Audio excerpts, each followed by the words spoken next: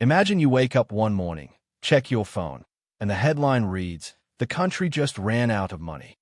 Not your neighbor, not some fictional place in a movie. Your country. The grocery store shelves, empty by noon. The ATM, it's laughing at you. Your savings, worth less than the paper it's printed on. Sounds like a Hollywood disaster movie, right? Wrong. This has happened more than 150 times in recorded history. And the scary part? Most people never saw it coming until it was too late. Today, Mr. Dean is going to break down exactly what happens the moment a country says those terrifying two words, "We can't pay." Stay with me, because by the end of this video, you'll understand something that 99% of people never learned in school. And trust me, you are going to want to know this. Alright, before we get to the drama, and there's plenty of drama, let's make sure we're all on the same page. Think of a country like a regular person.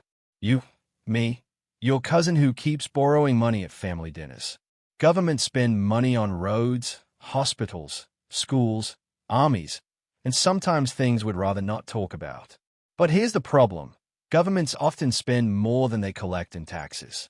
So what do? They borrow. They issue something called bonds, basically fancy IOU notes, and sell them to investors, banks, and other countries. And those investors say, "Sure, I'll lend you money, but in 5 years, you'll pay me back with interest." Now, most of the time, countries pay it back. No drama. Life goes on. But sometimes they can't. And that is where things get absolutely wild. So the technical term for when a country can't pay its debt is called a sovereign default. Sovereign default. Sounds sophisticated, doesn't it? Very James Bond villain. But strip away the fancy language and here's what it actually means. A country looked its creditors in the eye, the banks, the investors, the other countries, and said, "About that money we borrowed, we don't have it." Now here's where most people think the story ends. They imagine some cartoon villain swooping in and repossessing the entire country. Like a repo man, but for nations. That's not how it works. But what does happen is almost more terrifying. Let me walk you through the exact sequence, minute by minute, day by day. Think of a sovereign default like a stone dropped into a still lake. The moment it hits the water, boom, the ripples spread out in every direction. Fast. Ripple number 1, the credit downgrade. Within hours of a default, credit rating agencies like Moody's, S&P, and Fitch, think of them as the country's financial report card teachers. They slash that country's credit rating to what they call junk status. Junk. That's the actual term they use. Not great. What does that mean in plain language? It means the rest of the world now sees this country the same way a bank sees someone who hasn't paid their credit card in 3 years. Nobody wants to lend them money. And if someone is willing, the interest rate is going to be brutal. We're talking double digits. Sometimes triple digits. Ripple number 2, the currency collapses. Almost immediately, the country's currency starts losing value. Fast. We saw this in Argentina in 2001. The Argentine peso was pegged to the US dollar. Then one day, it wasn't. And the peso lost 70% of its value almost overnight. Imagine going to bed with $10,000 in savings and waking up and it's worth $3,000. Yeah, let that sink in. Ripple number 3, the banks freeze. People panic. And when people panic, they do one thing. They run to the bank to get their money out. This is called a bank run. And it's exactly as chaotic as it sounds. Here's the thing most people don't realize. Banks don't actually keep everyone's money sitting in a vault. They lend most of it out. So when everyone shows up at once demanding cash, the bank runs dry. Accounts get frozen. ATMs go dark. In Greece in 2015, the government imposed a withdrawal limit of just €60 per day. €60. That's like someone telling you that you can only access $65 of your own money each day. How would that make you feel? Ripple number 4. Inflation goes haywire. When a currency collapses and people lose confidence in money, prices go insane. The most extreme example in history, Zimbabwe in 2008. Inflation hit. Are you ready for this? 89.7 sextillion%. A sextillion. That's a 1 followed by 21 zeros. They literally had to print a $100 trillion bill. $100 trillion. And you know what you could buy with it? A loaf of bread. Now, I could keep throwing numbers at you, but let's get real for a second. Because behind every economic statistic is a human being. When a country defaults, pension funds evaporate.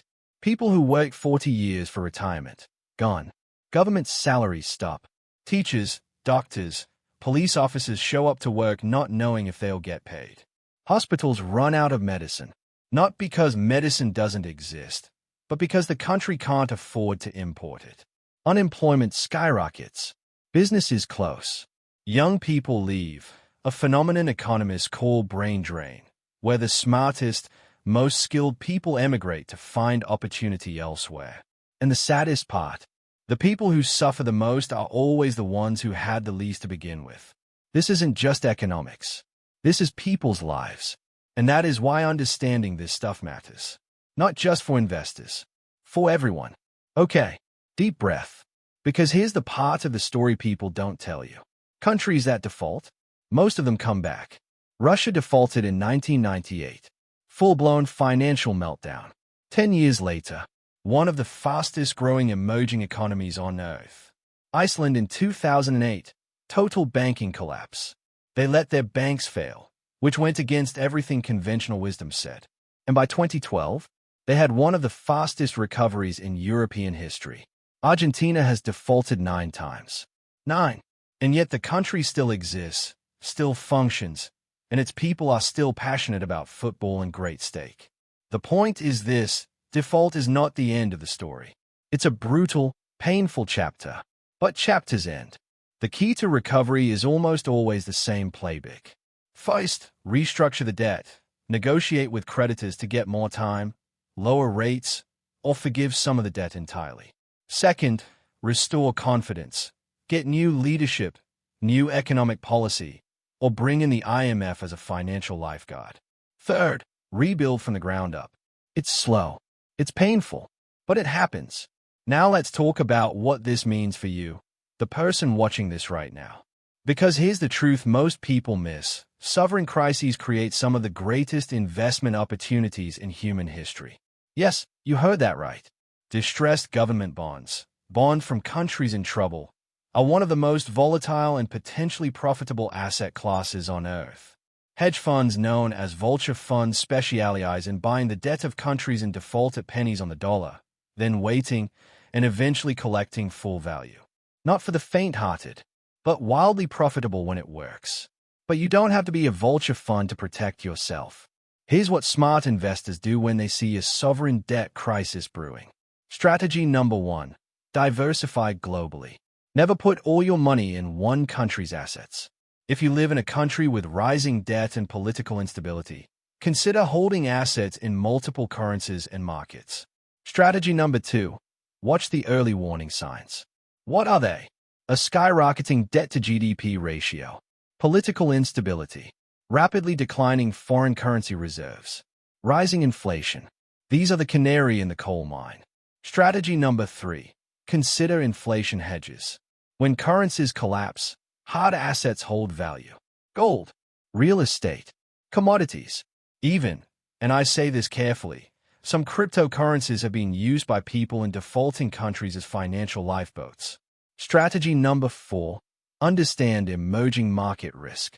If you invest in emerging market funds or bonds, know what you're holding. Emerging markets offer higher returns because they carry higher risk. That risk has a name, and today, you learned it. Now I know what some of you are thinking. Mr. Dean, this is all fascinating, but this happens to small, struggling countries, not to the big guys, not to the US or UK or Japan. And to that I say, are you sure? The United States currently carries over $34 trillion in national debt. Japan's debt-to-GDP ratio is over 260%, the highest of any developed nation on Earth. Even the UK and France carry debt levels that would have been considered dangerous by historical standards just 30 years ago. Now, to be clear, the US dollar is the world's reserve currency. The US has tools and advantages that Argentina or Zimbabwe simply don't have. A US default is not imminent. But not imminent is very different from impossible.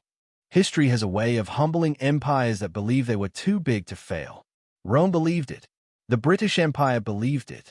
Every superpower in history had a moment where it looked unshakable. I'm not saying this to scare you. I'm saying this because the most financially prepared people in history were the ones who took the warning signs seriously before the crisis hit. Not after. So let's bring it all home. What actually happens the moment a country can't pay its debt? The credit rating crumbles. The currency collapses. The banks freeze. Prices explode. And ordinary people, people just like you and me, bear the weight of decisions they never made. But here's what I need you to take away from today. This isn't just history. This is a lesson. A lesson about the fragility of systems we take for granted. A lesson about why financial literacy isn't a luxury. It's a life skill. A lesson that the people who understand money, how it works, how it breaks, how it recovers, those people don't just survive financial crises. They navigate them. They protect themselves. Sometimes, they even prosper. You just spent 15 minutes getting smarter about something most people will never bother to understand. That matters. That gives you an edge. Now here's your homework. Go look up your own country's debt-to-GDP ratio. Look at the trend over the last 10 years. Is it going up? How fast? Is anyone in your government talking about it? Because informed citizens make better decisions, as voters, as investors, as human beings. If this video gave you a new way of seeing the world, smash that like button. Share this with someone who thinks finance is boring, because today we proved it absolutely is not. Subscribe to the channel, because Mr. Dean is just getting started. We've got more financial deep dives coming that are going to change how you see money, wealth, and the world. And remember, the world rewards those who understand it. See you in the next one.